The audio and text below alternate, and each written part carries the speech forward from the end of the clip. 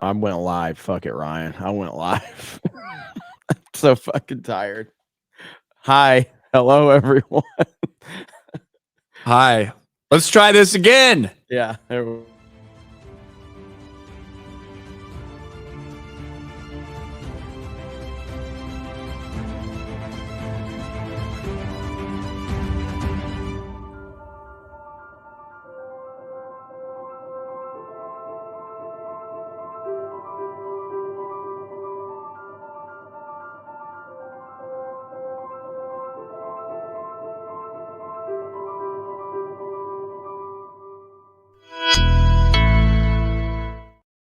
Oh, hi. Welcome to Geeks and Gamers Daily. Look, man. I had a 7-hour drive yesterday, and then I did Cobra Cast, and then I did Titanfall, and I barely got any sleep, and now we're back for daily. Hi, everyone. Welcome in. Ryan, how are you? I'm doing okay. I didn't know you were going live, so I was just like slouched over like as much as I I know. possibly could be. I meant to hit the thing, and then I was like, well, let me just hit live. So what it comes down to is on OBS, you hit live, and then you have to hit live on the back end. You know what I mean? And so you kind of get trained on that. And that's exactly what I was thinking. I was like, all right, if I just hit live here, I still have to hit live on the back end of YouTube. But whatever. It is what it is. Ryan's birthday was yesterday. I personally think I gave him the greatest birthday gift of all on Twitter. He seemed very enthusiastic about it. So you didn't have to thank me, Ryan. But I definitely feel good that you responded in such a positive manner. What did you think when you saw my birthday present? And I'm going to share the screen right quick here with everyone so they can see. This is how much I, really appreciate Ryan. And so I posted this for Ryan on his birthday. Happy birthday, Ryan Kennel. And he just responds with a big fuck you. Yeah. I can't stand that dog fucker. So Jeremy would never wish me happy birthday if it was just a normal birthday post. So he had to troll with this fuck. That's how I've always been with my friends, dude. Like, I don't wish you a legitimate happy birthday. I feel it's super gamer word to do that, like for a real friend, to like call them because hey, buddy, happy birthday, man. I hope you have a great day. Usually it's like, fuck you, you F word. You know what I mean? Like, how much dick you gonna suck for your birthday, loser? That's how I In talk to my fact, friends. Jeremy asked me for something on my birthday. He's like, "Hey, can you do the live show tomorrow?" Yeah, got it. Oh man, but anyway, it is Geeks Gamers Daily. We got a lot to talk about today, and we're gonna be ending right at an hour because I have a Side Scrollers podcast today. We're gonna be talking Super Nintendo over there, so that's gonna be a lot of fun. But this whole Pedro Pascal story is just, I don't even know if it's confirmed because I was so busy yesterday. I know that there's rumors out there. So it hasn't been like an official Marvel Studios announcement. There's the only site that I know of that is reporting it's confirmed is Slash Film. They are saying they have people that say it's a done deal. Other places like Deadline, stuff like that are saying, I mean, it sounds like it's happening. They're just working out the final details. But yeah, that was the big news that came down yesterday was that Pedro Pascal, the dude who I'm tired of seeing his face. He's in every fucking franchise at this point, Game of Thrones, DC, Star Wars, and now the Marvel Cinematic Universe. It sounds like they cast him to play Reed Richards. And I don't like it. I actually, as much as I despise Pedro as a person, I do not like him at all. I think he's a piece of shit. I actually think he's a pretty solid actor, and I like him in a lot of things. I don't like him as Reed Richards. Don't like it. Yeah, I don't like this at all, and I agree with you. I think Pedro Pascal is actually a really good actor, and he does really good in the roles he's in. But he's basically the reality of the Chris Pratt meme. You know how Chris Pratt was referenced for everything, but he wasn't necessarily like, yeah, and he was in like Jurassic Park and all that, and Guardians. Like, people wanted him for Han Solo. People like Chris Pratt. They were like, put him in everything.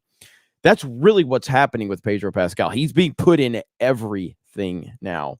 And yeah, he just again, go ahead and do it at this point. Like I said, I have no faith in anything they're doing moving forward. So if you want to cast Pascal as Reed Richards, go for it. It's more problems from Disney and Marvel, and is showing that they just don't care about the fans whatsoever. So I kind of am just encouraging this to just do this, move forward with this. Go ahead. I don't think it's going to help your the future of your X-Men / Fantastic Four universe that I guess that they're going to intertwine in. So go for it. I'm not at a point where I can't get frustrated anymore with any of these decisions they make, especially after watching what happened with the Marvels and how bad this is performing. Everything that we, the fans, have been saying is coming true now. So seeing them continuing to make more bad decisions, I'm just laughing at them now at this point. You know what I mean? I don't feel like they're gonna do anything but just continue to fuck it up. I guess we will see. Well, and I think the interesting part that came out last night was from Jeff Snyder, who who is adding a little bit more spice to this.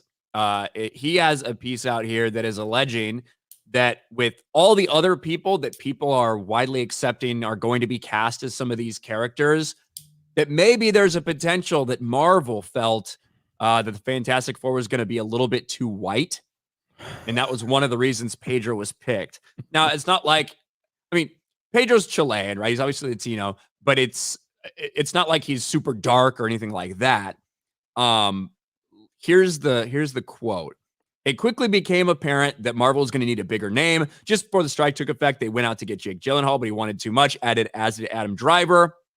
Blah blah blah. With Kirby Quinn and Moss Barak lined up for the other three leads, Feige foresaw another issue besides the actors' fee. I'm told he feared the cast was way too white, in the words of one insider. Reed Richards would be the character eyed to diversify the cast. This feels a little off to me.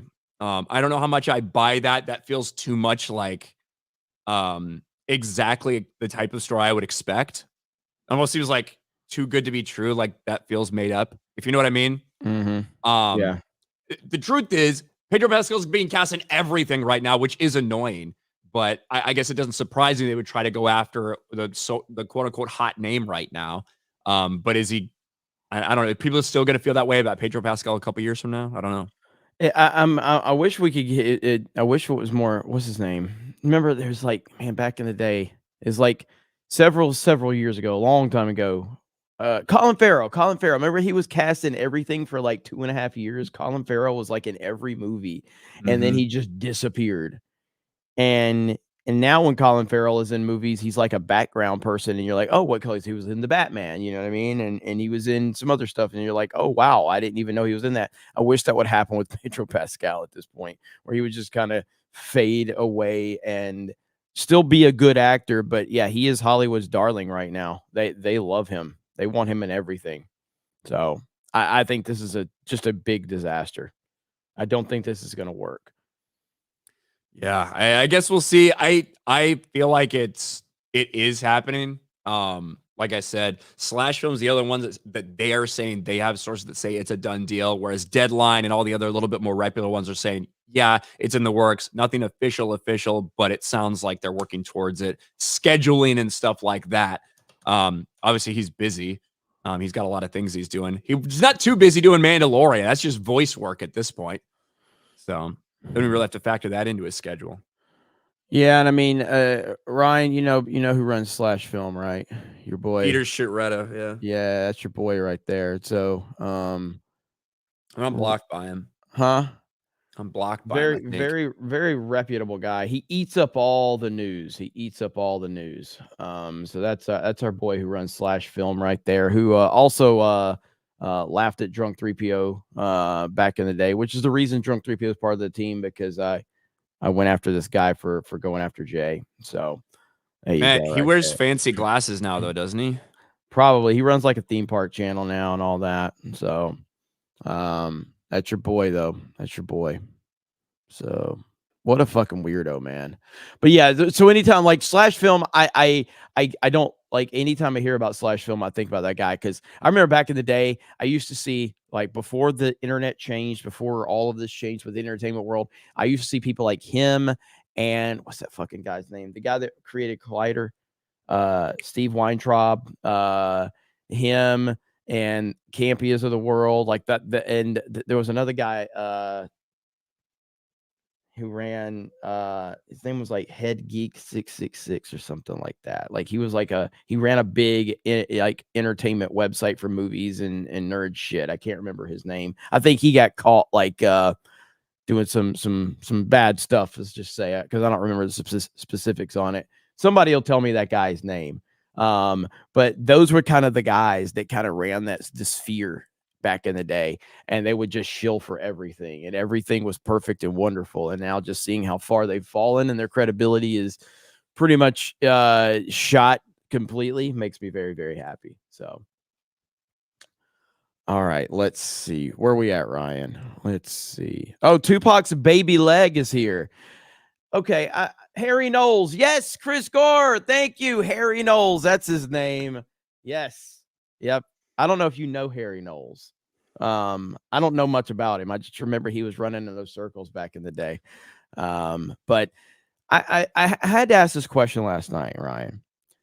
Have you ever, like, spoilers, I'm white, okay?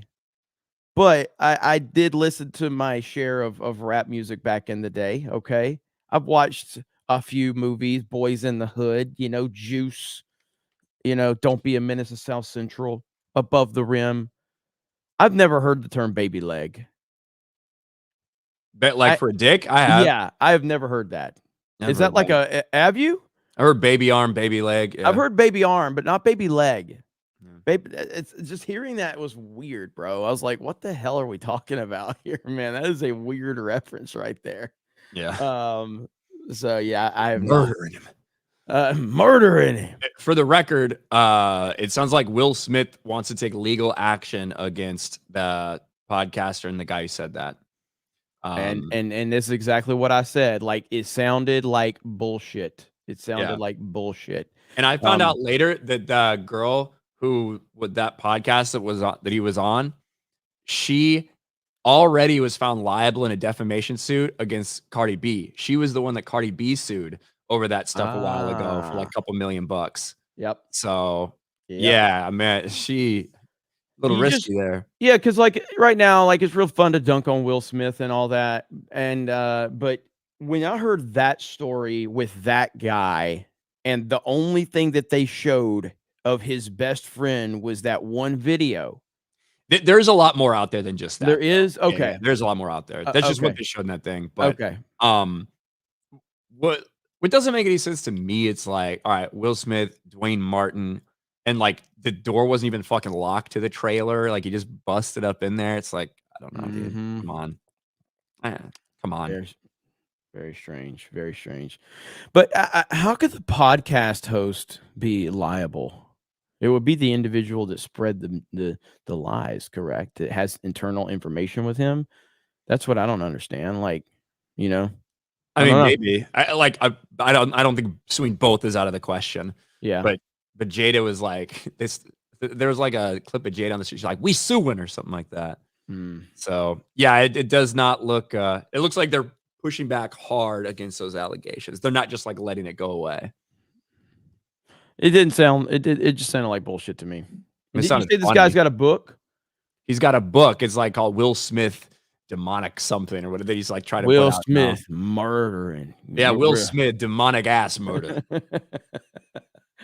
Oh man, what a weird. Like Hollywood's a weird place, bro. It's a weird place. But let's see. We got Cole Hauser for 20. Says, "What's up, Ryan and Jeremy?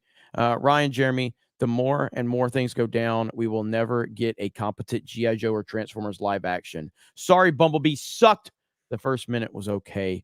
G1 related. 199 Yo Joe, praise Ara."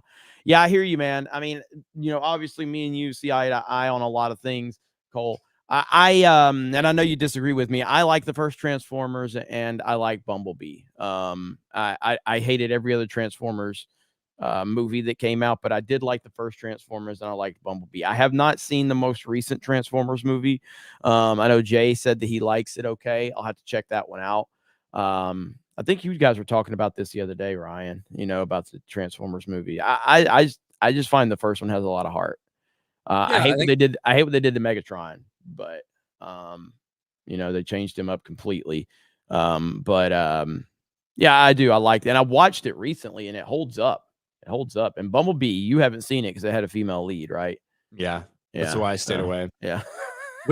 Which one is it? The third one where that like ends in like a big fight in Chicago or Detroit or something, where like Optimus like uses that axe and like rips out Megatron's entire spine and I think that everything. was 3. So you had Third one, two, yeah. two, yeah, two had the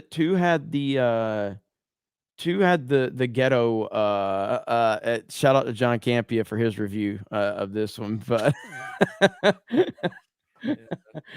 had the 2 ghetto robots, and then 3 Dark of the Moon. Yeah, is the one you're talking about, and then 4, I believe, was one with Mark Wahlberg, which I hated that one. My God, I hated that one so bad. But yeah. I'd have to go back and watch the second and third. It's been a long time since I watched them, but I did like the first one. Project Taco for 10. I'll call it now. Reed Richards will be a fig and will be gay for the thing and try to stick his rubber cock in between his stony cheeks and try to clap them. Sue Storm will be the lesbian and the leader. Thank you. Orange Juice for 199. Mahershala Ali was already in the MCU. What did he do? He was in Luke Cage. Oh, wait, he was in. Oh, yeah. I guess that technically is considered, part now. Everything's considered part. That's a fucking multiverse. So, yeah, doesn't matter anymore. Mexican Iron Man member for 49 months. Breaking news: Pedro Pascal to be cast as Mr. Fantastic Tortilla. Watch him stretch from a small corn tortilla into a large flour tortilla. Mexican Iron Man got he got shut down. Well, he didn't get like his post deleted, just got limited because he called Pedro a slur for Mexicans, I believe. So shout out to Mexican Iron Man. Orozco for 1. Salma Hayek is Sue Storm. The kid from Blue Beetle is Johnny Storm. Bumblebee Man from The Simpsons is Thing. All Hispanic. Fantastic Four. Space Monkey for 199. FCC equals fascism. Thank you, Space we got Monkey. a pretty good video on that from our discussion on Tuesday night's main event, and I'll look a little further into it. I'm making another video on it, but that's a pretty crazy story. J.S. Pena, member for 4 months. Happy belated birthday, Ryan. Meant to send you this yesterday, but life happened. However, I hope this means we play a certain short vid this morning. What vid? Yeah, I didn't know if there was something I missed or what. I don't know what that means, but thank you, J.S. Pena. Tupac's baby leg for 2 says, sup, Jeremy. What's up? Tobias next for 5. We keep seeing this trend. An actor is well liked, all of a sudden they're thrown into everything. It's a desperation move for sure. Grandmaster Chris for 5. Happy birthday, Ryan. You should post a picture of Zack Snyder for Jeremy's birthday. Pretty funny. Callum for 5. He's too busy getting killed by a golf wielding transgender. I don't think at least I like quite a bit of Snyder's work, whereas Ryan hates literally everything Dave Filoni's ever been involved in. Yes, I do. Where the fuck? Here we go. Fictitious Dave Savage for 2. Ryan will look like Ryan Johnson in 10 years. I'll be closer to having a Star Wars movie than he will. Hacky Smack for 2. I've never heard baby anything in reference to a dick. Well, I've heard people get called baby dick all the time. Yeah. I drink, therefore I am for 5. Megatron. Look what they did to Devastator. Yeah, that was another massive change. That was in the third one, I think, right? Devastator was in. I'd have to go back and watch these Transformers movies. It's been a long time. But I did enjoy watching the first one over again. Bowser's Furry. Not Fury, it's Furry. Bowser's Furry for 2. He specified he had the keys, Ryan. And N64 greater than Super Nintendo. No. He specified he had the keys. I don't know what that's a reference to, but listen, the 64 was great back in the day. And I do love me some N64. It has not aged very well. Some of those games have not aged very well. The Super Nintendo has aged extremely well. And I think that the great games on the SNES have a lot longer legacy than the N64 games. Oh, he's probably talking about the keys to the trailer, to Will Smith's trailer or whatever. Oh, yeah. Jay's saggy orange agonton titties for 199. Happy birthday, my Riga Ragged. Thank you. Project Taco, I've duplicated my chats to all the minorities in chat and the whites. Thank you, Project Taco. Dude, did you hear what Jay said on Main Event? We're just randomly talking. He goes, I got a question for all the minorities on the panel. And it turned out to where he really just wanted the black people's opinion. And then it really just turned out he wanted Mike's opinion. And it was so random. What the hell? And everybody's like, what the hell are you talking about, Jay? It's so damn funny, dude. Can I hear from I just want to ask all the minor, and then the women tried to answer because I ain't talking about you. I know I missed that part completely. You just wanted a Mike's opinion? Pretty much. Because he accused Riv of being Jewish. He's like, I just want to hear from Mike. It was about like a black Santa Claus ornament. Fuck. Man, all these like wheelchair Santa Claus and like transgender Santa Claus and blind Santa Claus, they got everything now, dude. Steph's gonna try to find the clip. It was so random, dude. And I'm like, what is going on right now? What is happening? So, oh my god. JS Pena apparently wants me to watch. This is an old Tuesday Night Speed back. Oh, it was my birthday, apparently. Here we go. Is this like that one song that was made for your birthday, maybe? I guess. Here it is. It was probably a year ago. I don't really remember this. I think I remember this. Oh, yeah, this is the Ryan song. It's your birthday today, Ryan. It's your birthday today, Ryan. Rock and roll, let's celebrate. We lose control and you cut the cake. The night is yours, destiny awaits. Oh, wait, so share toast with your closest mates. It's your birthday today, Ryan. It's your birthday today, Ryan. Okay. I don't know how long that goes. Mr. Grant Gregory made that, I think. I don't know how long that goes, but thank you. Fantastic. Love it.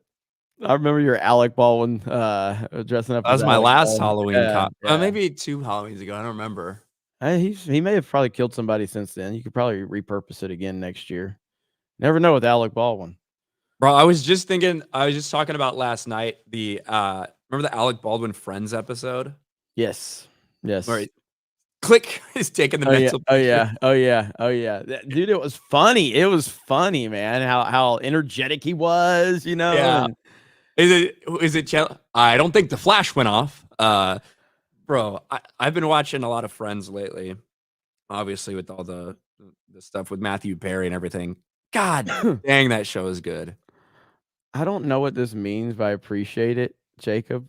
Jeremy, you are smart on your Cobra streams. You can tell you are getting better. I don't know what that means.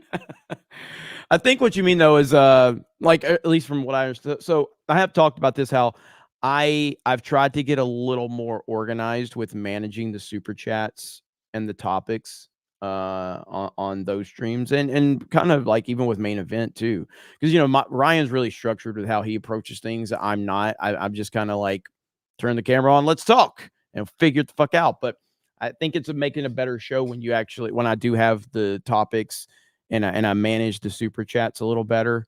Because I don't want it to be a 2-hour show of me just reading super chats. Because while that makes the people happy that are sending the super chats, which I appreciate, there's a lot of people there, and a lot of those people are there looking for the topics to be covered. You know what I mean? So it's a balancing act.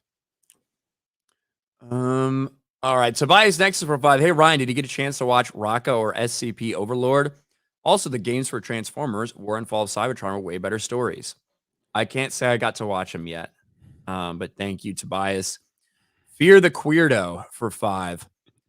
Will Smith has nothing to be ashamed of. Getting murdered with a baby leg is a good time. My morning corn delivery just knocked. Gotta go. Toodles. What the hell? Okay. Sounds good. Jeremy, we need to talk about Rachel Zegler's new movie. I mean, I keep hearing she's being recast. I keep hearing that it's over, and yet she's still here, Ryan. Shockingly enough, Inside the Magic, not a reliable source. But now she has a brand new movie out. And this movie is apparently going to dethrone the Marvels at the box office, right? There's a chance. There is actually a chance. Right now, Rachel Zegler's new movie is tracking to open exactly the same as the Marvels did. Which, to be fair, it's not as catastrophic for Hunger Games, Ballad of Songbirds and Snakes, if it opens to, say, $100 million worldwide, as it would be for the Marvels, considering that movie costs so much. But right now, things don't look great headline-wise for Rachel Zegler. We know everything that's going on with the Snow White movie. We know that's been pushed. Who knows when we're ever going to see that or if it'll see the light of day. But not only is it tracking to have the worst box office opening in Hunger Games franchise history, it's already the worst reviewed or worst rated movie from the critics in franchise history as well. Now, 59% from the critics, that's pretty meh. It's not like they're hammering it. And quite frankly, the critics are the critics. So take it with a grain of salt. But really what people are concerned about is the fucking box office for this movie. And right now, it's projected to open about $100 million worldwide, around 50 million here domestically, which it does have a chance to beat the Marvels domestically, which is kind of embarrassing. But at the same time, when you put it in this perspective, Jeremy, that a Hunger Games movie has never opened below $100 million domestically opening weekend. Oof. And now that's what we're looking at for a global opening for this.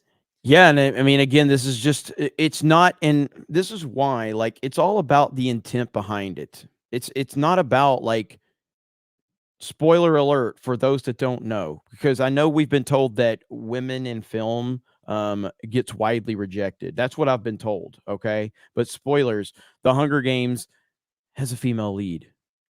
I know it's shocking. I'm pretty sure all of them have, right? Has Jennifer Lawrence been in all of these? I can't, because I haven't seen them all. Yeah, she is the lead.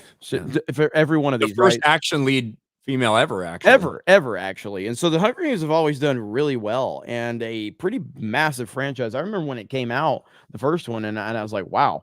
And yeah, it's been a really big success. But now moving forward, where we are, the focus is all over the place. And usually when your focus is to just bring people in for identity politics purposes and not to actually maximize the quality of the film, this is the result of it. And Hunger Games is going to be another one of these. So right now, what's the forecast for this long-term box office for this movie? What's the ballpark? Like if it hits the numbers that it's expected to opening weekend, what are we looking for? $200 to $300 million worldwide? Somewhere in that range. It'll all depend on how it tracks. Yeah. It has an out.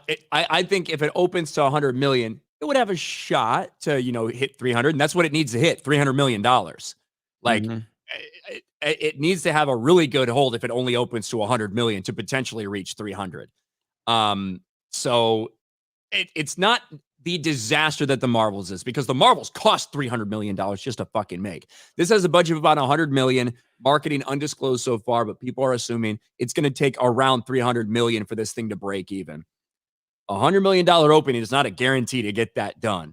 Nope. And either way you slice it, it's by far going to be the worst opening in franchise history, and it's not even close. And you just don't have this built, like, they've been utilizing excuse after excuse after excuse, whether it be COVID, whether it be streaming, whether it be all of this.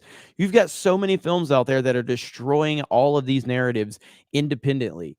Obviously Barbie and Oppenheimer is the standard right now, where, oh, well, it's COVID, it's the strike, it's streaming. No, it's not. It's none of these things. When you make something people are interested in, they're going to go out and see it. Barbie and Oppenheimer prove that. Then when you have something like Five Nights at Freddy's that came out on the streaming service the same day that it released, it still made what, 12, 15 times its budget. Like, make things that people are interested in, don't disrespect the fans, and you're going to have success. It's not that complicated. Barbie was not made for me. It was made for somebody else, and it made $1.5 billion. Oppenheimer, I'd never imagined I'd seen that movie make $950 million worldwide. And now you have something like Five Nights at Freddy's, which is doing good. Dune would have been set to be massive numbers. Now, I don't think Dune's a $1 billion franchise, but I mean, I think that it's probably going to do, what did the first one do? 400 million worldwide or something like that?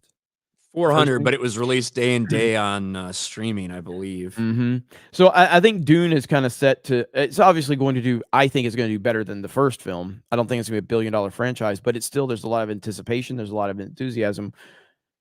The Marvels, I just looked it up, dude. Look at the Marvels numbers right now. Have you seen the dailies for yesterday? I saw the one for Tuesday. I didn't catch yesterday. $1.7 million on Wednesday, Ryan. That is fucking horrible. Even ERC says it ain't all good. That's the truth. Massive reworking of the MCU happening over the next several months, no doubt. This is a bad number. Now, I don't have the exact numbers in front of me, but like if you look at something like the Eternals or the Flash, I guarantee you they probably didn't hit 1.7 on their first Wednesday. Ryan could probably look that up. I'm looking the Flash right now. Yeah, 1.7 on your first Wednesday is bad. I'm sure the Flash is somewhere near this, but like I don't know. Flash had 3 million on its first Holy Wednesday. shit! The Flash basically doubled this. Do you understand how bad this is? And this is what the Hunger Games is going to go through as well. Again, based on word of mouth, obviously, we need to see how the movie is going to be, because I honestly have not seen any reviews for the Hunger Games. I know Jeremy Johnson has his review out. I haven't had a chance to watch it. I don't know what he said about it. From people that I trust, I've heard it's better than the Marvels, but it's not like, it's not as good as some of the other Hunger Games movies, but it's not the complete shit show that the Marvels is just as a movie of itself. I think there's a chance a higher percentage of women go to see Hunger Games than go to see the Marvels, but I really don't know what to expect. There's going to be very similar openings for these movies. Yeah, this is bad though. The Marvels at 1.7 is really bad. And then what we'll have to see is how the dailies track for the Hunger Games to see if it's going to be in that same sphere. But what you're ultimately going to see, so if the Hunger Games actually does go on the same path as the Marvels, a lot of it is like building momentum for the next movie. So I'm assuming that they have plans to make another Hunger Games, right, Ryan? Like that's probably already in the works from a franchise like this. At least I don't know. So they wrote an entire book just to adapt this movie. So I don't think they're gonna. I mean, there's always the potential that they could, but I'm not sure if there are any plans to at this point.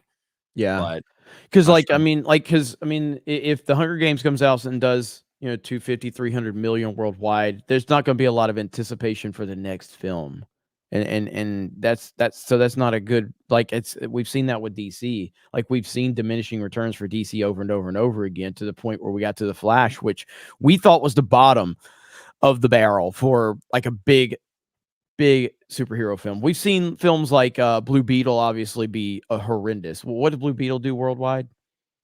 Like what, 130 or something? Yeah. So we've seen like that, which, I mean, I don't know what the budget for Blue Beetle was. It was nowhere near something like the Flash or Captain Marvel. It was somewhere between like 90 and 100 million. Okay. And so we're talking triple the budget for something like Captain Marvel. And but we've seen those diminishing returns with DC, and it got to the point where it was hurting it. And then you got somewhere to the Flash where you literally had Michael Keaton's and Batman. Ben Affleck in it. And again, regardless of like my personal opinions on Ben Affleck's Batman, Ben Affleck's Batman is fucking popular, dude. People love Ben Affleck's Batman. They fucking love him. And the fact that he being in the marketing with Michael Keaton, who's a legend, it was marketed as a Keaton Batman movie. It was. Like, that's what it was marketed as. Yeah. And it, man, I think Batman 89 might have made more money. Good luck. It probably did. By the way, I thought Ben Affleck's Batman was awesome in The Flash. Just Batman 89 made $400 million worldwide. Yeah, there you go. I mean, absolutely insane. And so yeah, Hunger Games is set up to be a disaster. The Marvels is a disaster beyond belief. I can't believe how bad this is. This is awful, bro. For the record, there is I just looked at like Batman franchise. There is a pretty good chance that the Marvels makes less than Batman and Robin. Jesus Christ. Oh my God, dude. So Batman and Robin made $107 million domestic, $130 million international for $238 million worldwide. Wow. Oh my. Opening weekend, it made $42 million. So it's not like it was that far behind the Marvels. Wow. And just looking at the ticket prices back then and all of that. Yeah, this is completely unadjusted. This is just raw numbers. Yeah, this is not adjusted. So if I were to guess, ticket prices in 1997 were probably averaging like $4 a ticket. Price by year. Like for those that don't know, and I obviously I was around then. I was watching movies back then. Batman 89, like. The difference between Batman 89 and Batman and Robin. Go ahead and say the ticket prices first, and then I'll continue. $4.59 was the average ticket price in 1997. Yeah, it's more. Absolutely. It's close to like $14 for opening weekend for things now. Yeah. So Batman 89 was a cultural phenomenon that if you didn't live through it, it's hard to explain the significance of that movie. It was everywhere. People were shaving the bat symbol in the back of their heads. The first time you saw that black Batman t-shirt revealed and everybody was wearing it, you know, the toys, the merchandising, the anticipation of Michael Keaton's Batman on screen, this dark brooding character, Jack Nicholson's Joker. It was fucking insane. It really was. And it's hard to really put that in perspective. And then you go fast forward to 3 films later, and Batman and Robin essentially just killed off killed off all interest for the character. Like all interest for the character. And that's how bad it was. By those standards, by that time, that's how bad it was. The Marvels might be worse in today's standards, which is significantly worse than anything that happened with Batman and Robin. Holy shit. Yeah, the Prince Batman soundtrack was, oh man, Batman 89 was just crazy, bro. I watched the shit out of Batman and Robin, though. I watched that movie a lot. I liked Batman Forever a lot, and I enjoy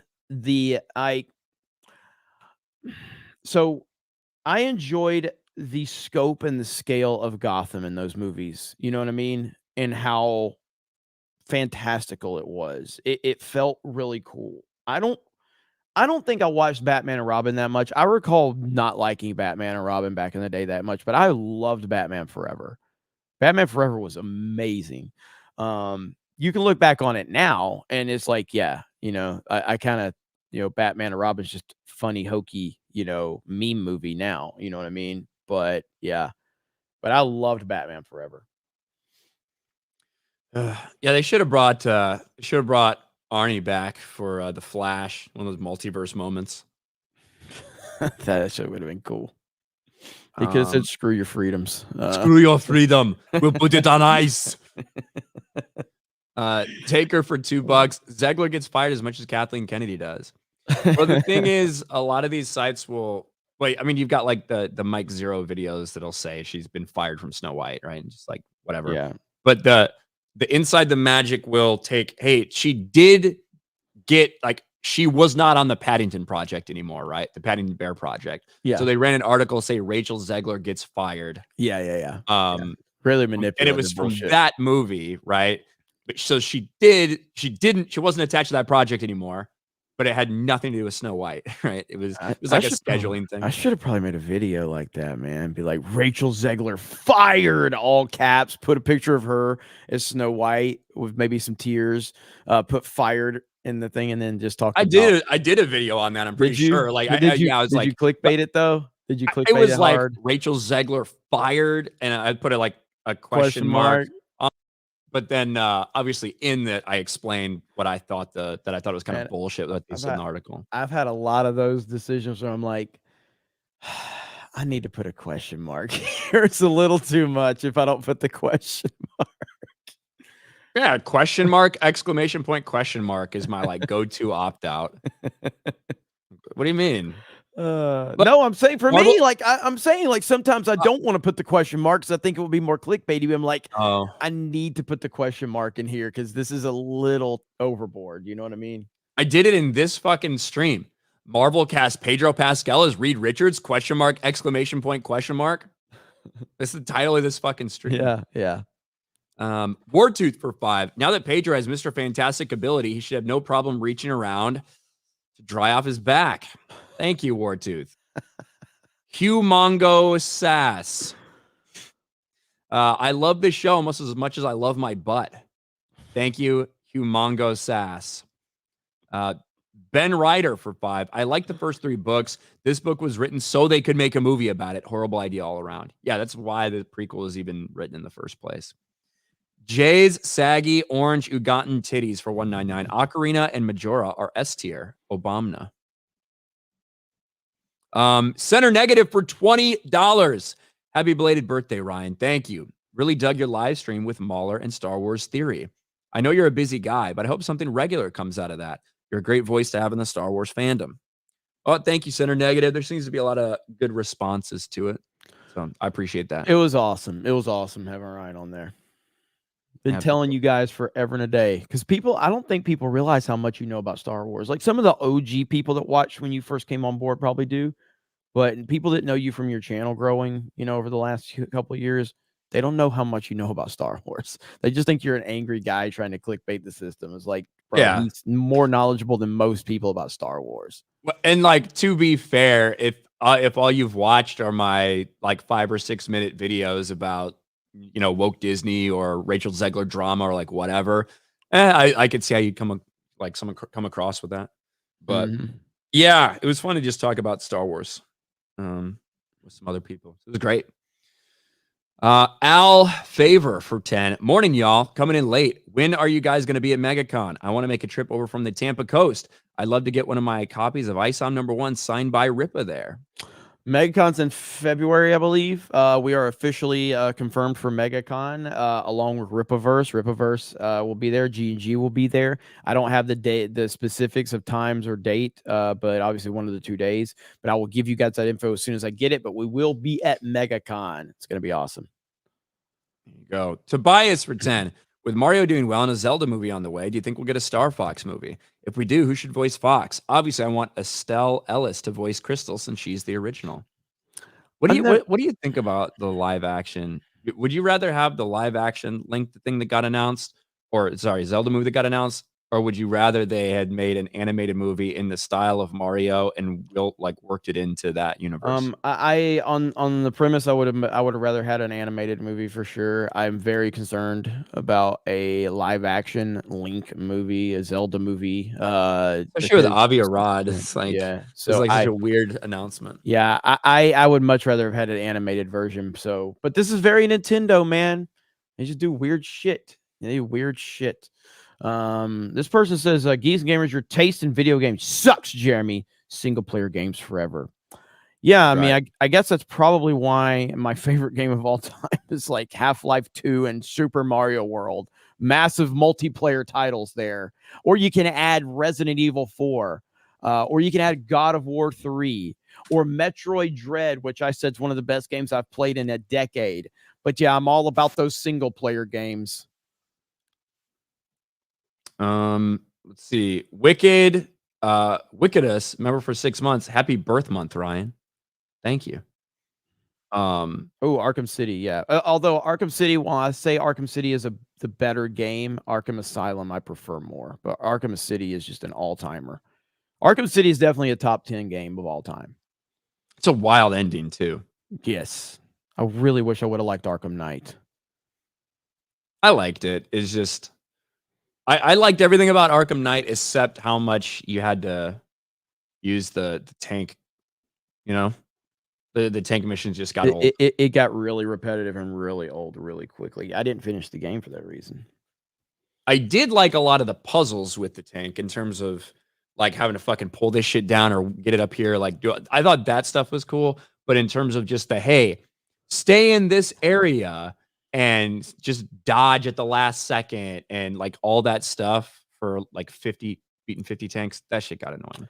One of the most underrated games, period, Mad World on the Wii, actually. A Sega game made for the Wii. Fantastic game. Love that game.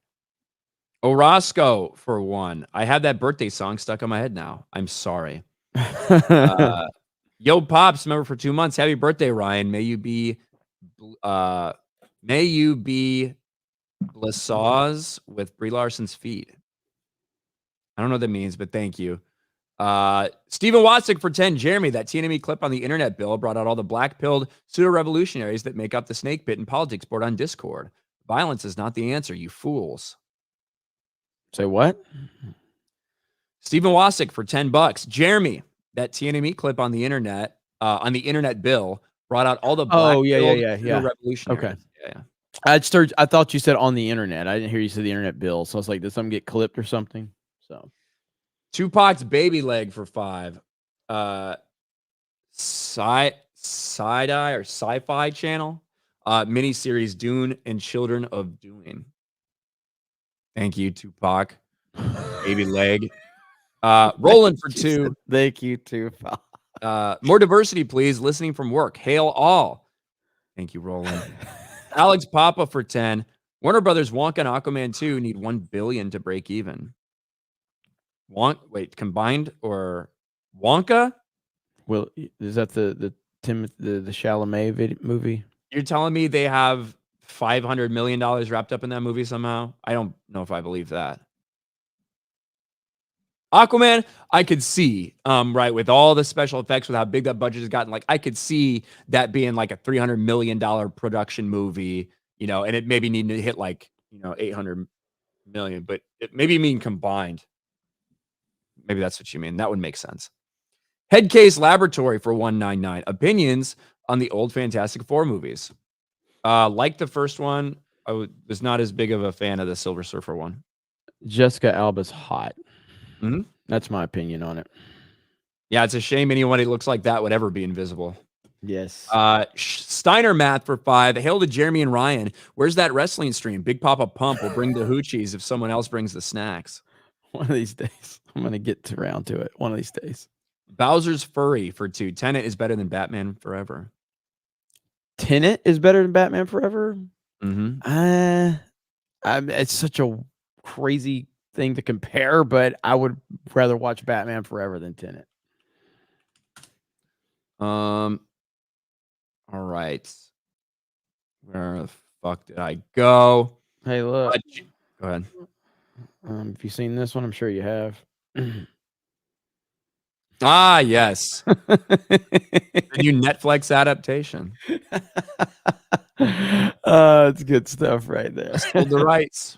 You sold the rights. Good stuff. Jeremy Shelton for 500 yen. There are 3 things Ryan's an expert on: Star Wars, Ara, and apartment pupil. Yeah, after pupil. Boog for Mexican 50. Live action Zelda pretty much kills any crossover movies now. Bye Smash movie. Guess Pro was wrong about the Nintendo Cinematic Universe. I mean, there was certainly all the rumors were like, oh, Zelda animated movie into the NCU with Universal, and it's like they did not do that at all. And in fact, this Link movie this Zelda movie sounds like it was in the works for years. So it's not like that just popped up and they switched gears or anything. But him for 5. Jack Black is Sue Storm. Rachel Zegler is the Human Torch, and Lizzo is the Thing. Trump is Dr. Doom. Yo Pops for 2. Blessed. It was supposed to say blessed. Oh, well, thank you. I get it now. Smiles Frown for 20. I'm not religious. I'm not a religious guy, but dear God, please don't cast Pedro Pascal as Reed Richards. Please don't do it. It's a terrible idea. Elder Fellowship on 199. I don't like it either. Kratos for 5. God of War 3 was just on another level of awesome. Forever is still a fun watch. I really like the comic field of Gotham it created. Yeah, God of War 3 was just, I don't know, man. That's to me is the opening sequence is great. The whole fucking game, dude. It's just insane, dude. Tomac for $50. Thank you, Tomac. If you're looking for some Transformers games, I would like to recommend Transformers Devastation. Unfortunately, it got delisted a few years ago, and picking up a key now was going for around $380. I'm glad I got the PS3 disc of it. That's crazy. Transformers, let's see. Transformers Devastation? You mean Devastation or Devastation? I don't know if Devastation's a word. Is he talking about the game? Mm-hmm. That was the one that came. That was the game that came, the Transformers game, right? Is that what we're talking about? That came out a few years ago. It was yeah. I think that's what he's talking about. Yeah, Devastation. Okay. Yeah, it was a really good one. That was a good ass game, actually. That Transformers game. I don't know why. Freaking Gary's texting me G.I. Joe stuff that he sees right now. Brendan Bellman for 199. Incels on Twitter want Hunter Schafer as Zelda. Thank you. I saw somebody in chat say something about Young. Yeah. Have you seen some of that voice acting? So I actually watch a lot of Yang Ye's videos because he has really good information. I don't like Yang Ye because he has a severe case of TDS. But I do watch his content. I don't really know what's going on with like him getting blocked by everybody. He's blocking everyone. No, yeah, he's blocking everybody, and I don't know why. Something like he's a voice actor and a gamer. Or so he did the English dub of a character in like the newest Yakuza game or whatever. He is getting hammered for how he sounds. It's just like very monotone and flat and sounds bad. So people are roasting him, and he's blocking anybody that criticizes him. There's like this one There's just one karaoke part that song is like living rent free in my head. It's like, we're breaking the law. And it's like Young Yaz singing it. Let me see if I can find it. I can't Young Yaz is such a, again, I think he makes really good content in terms of like his coverage for video games. I think he does a good job. I do not like Young Ye. I haven't liked him in a long time for how unhinged he is. Hold on, I found the clip I was thinking of. He's blocking everybody. He's blocking everybody. Yeah, and it's funny because he was like super critical of Chris Pratt, I believe. So, like his Mario voice. So here it is. This is Yang Yaz, the lead singer in this. Justice. We're breaking the law. Breaking the world together. Going out on tenderness. We're breaking the rules. This is living rent free in my head, dude. I like as bad as it is, I fucking love it. God, but there's a lot of other parts that people are like doing different of like the original version versus his dub and just shitting all over him. It's kind of catchy. It is. We're breaking the law. Like the idea of Young Yaz singing it too. Justice. We're breaking the law. Breaking the world together. In the world. Going out all tenderness. We're breaking the. I actually fucking like it. Like, as bad as it is, I like it. Holy shit, man. That is wild. Yeah. Let me. Hey, now I'm going to be on Side Scrollers today, so we're going to have to end this here in about 6 minutes. I'm going to be on Side Scrollers. We're talking about the Super Nintendo. Dan Bass going to be there. Zeltroid's going to be there. We also got High Tea, so you obviously go watch High Tea over on Drunk 3PO's channel if you want, or you can watch me on Side Scrollers. But either way, it's going to be fun. My cum smells for 5. There's an old April Fool's trailer for a live action Zelda movie that's actually great. Nice. Jay's saggy orange gotten titties for $1.99. A bat credit card. Yeah, the bat credit card, baby. Crispy Noken for 5. Happy 6th anniversary of Star Wars Battlefront 2. Miss playing with y'all during the stream. Long live the 199 Legion. Yes. Yeah, we'll probably play more Battlefront down the road. It's just only so much time in each day, and we're playing so many games and doing so much. But I'm having fun with Titanfall 2. We had a good Titanfall 2 stream last night. Even though there was something like my game was a tick off last night. I don't know if it was like if my driver update needed to be installed. I have no idea, but it just felt off all night. Taker for 2. Make Jay record a cover of that Yakuza song. Hey, might have to do that. Bustin' Cider for 5. Shout out to the Ripa versus Tweaker Gary. Thank you. I drink, therefore I am for 5. Young, yeah, I just set the Japanese culture back to the Yayo period. Butter Biscuit for 7 months. That's awesome. I might need to play that game just to hear that. We're breaking the law. Thank you, Butter Biscuit. All right. We're all caught up. We are all caught up. I kind of want to play that Transformers game now, man. Like, it was a really good game. Let me look this up real quick. Got a second here. Because I want maybe we can, with all the stuff we're doing on Geeks Gamers Play. Let's see, Ryan, you should play it. I think you'd like it. We'll see. Here we go. Check this out, man. This is a cool fucking game. Look at this. Try it.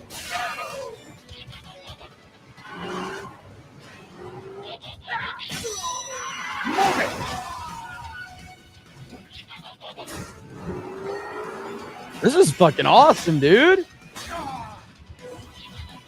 That looks cool. Yeah. Oh, but Carlos Estrada for 2. Young as Jim Sterling before transition. Let's see. Taker for 2. A really weird Judas Priest cover for sure. Okay, and I think we're caught up. Okay. So I'll be on Side Scrollers here in just a few minutes with Dan Vaz, Zeltroid, and Stuttering Craig, talking about the Super Nintendo, the greatest system ever made. And obviously High Tea over on Drunk 3PO's channel. And then I think we're doing a member stream tonight with Fortnite. So stay tuned for that. That'll be here on this channel for all the members. So thank you guys so much for all the support. We do appreciate it. And make sure you go check out that video that we uploaded late last night on the FCC situation with the internet bill that the FCC has passed.